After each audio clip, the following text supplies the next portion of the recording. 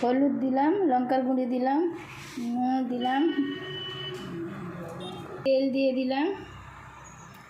এবার মাংসটাকে একটু মাখিয়ে রেখে দিব।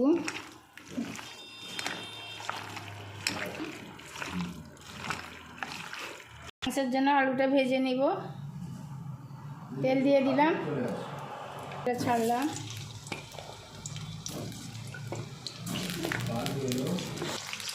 আলু ভাজাতে একটু হলুদ দিয়ে দিলাম, জন্য আলুটা আমি ভেজে নিলাম, ভেজে উঠিয়ে নিলাম।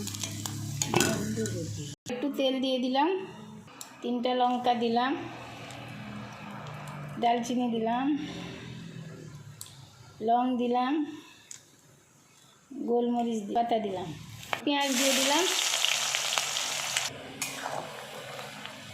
বাটা দিয়ে দিলাম, একটু নাড়বো। আদা বাটাটাও দিয়ে দিলাম, বাটা একটু দিয়ে দিলাম, তার গুঁড়ি একটু দিয়ে দিলাম, হলুদ গুঁড়ো, টমেটো। মশলা থেকে তেলটা ছেড়ে গেছে, এবার আমি মাংসটা তুলে দিব।